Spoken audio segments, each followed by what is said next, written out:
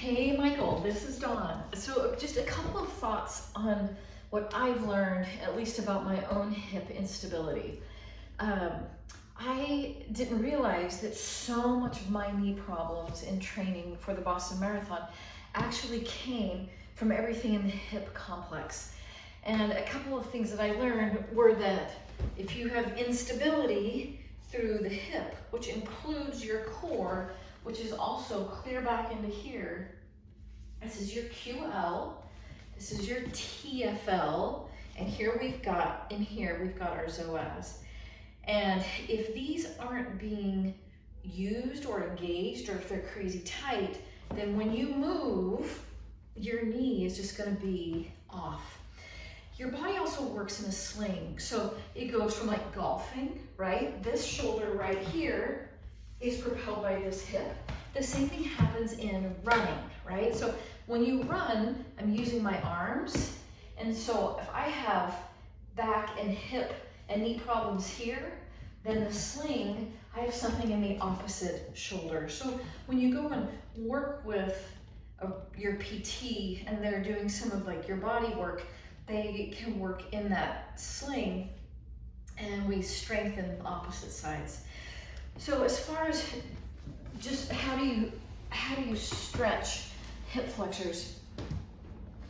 Say that I'm like laying here on a bed and I'm just gonna let my leg just drape off. And that is starting to help stretch these hip flexor muscles, which don't go necessarily up and over the hip, but thread through it and into that portion of my back.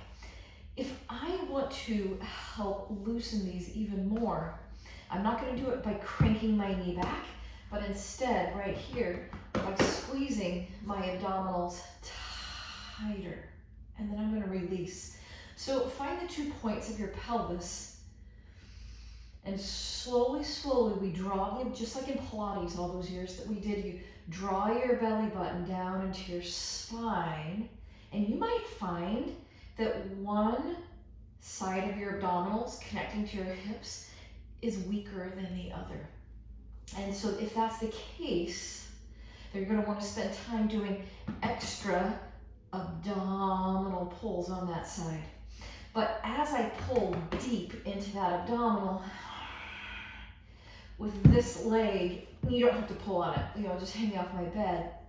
That is what elongates my quad more.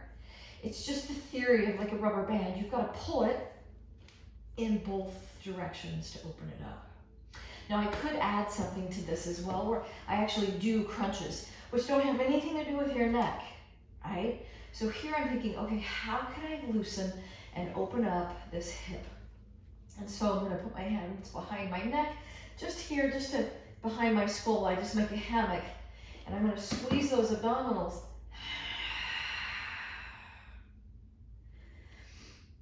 Another thing you could add is the opposite leg. And so I push my thigh into my hand, I push my hand into my thigh, rising up, and really concentrating that side. And as I pull the abdominals in, this is going to elongate even more, and this is working the stability. Let me go over that stability one more time, and you can do this flat on the floor. Say that I've got, my table is longer, I have 1 foot up. So say this was my problem hip. So I'm going to drop it down on the ground, and I'm going to push opposite, so in bridge. This is something to do in bridge. Let me show it down here. So I'm in bridge. And if this is my problem side, I'm going to lift my opposite. And I'm going to push into it and hold. So I'm kicking that thigh, pushing my hand into my thigh. And notice, are you off on your hips? And everyone is. And so what I'm doing is I'm compensating, pulling these abdominals in. I'm going to take the other side. You see how I'm dropped here? I'm going to strengthen both sides to be level across the hips.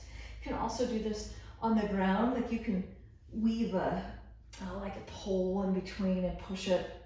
But I mean, that one in and of itself is a really great start, is to be aware of how it's all connected. So if this side were the side that was also bothering me, I would take my right foot, I take it behind my left, I reach up, and I'm going to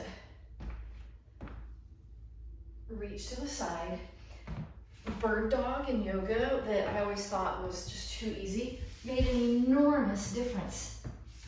So let's say that this is the side of my body that bothers me, okay? That little muscle, that QL, I'm gonna reach out, and as I lift, I'm gonna really make an effort to have my hips both level and facing down, not bowing out.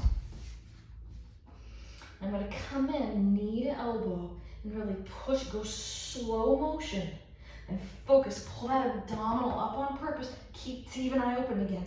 Keep the hips level.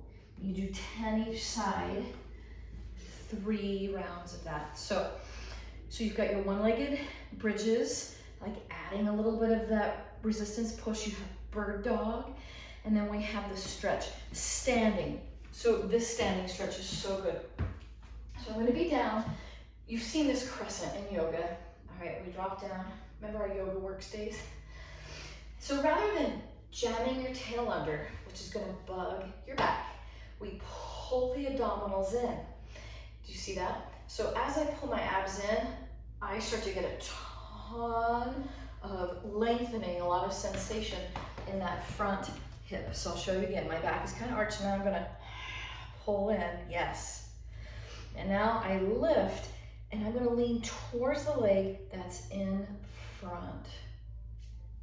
Tons and tons of opening right there. I'm gonna take my time, just like our good old yoga days. And you'll wanna balance out on each side. Remember, the key to stretching out your quads, your back, and your hip is the abdominal focus, pulling in on each side. You're gonna hold that a good 20 to 30 seconds. I will link you some more videos that I trust. I'm not a doctor, and so please don't sue me over any of this, but I hope it helps.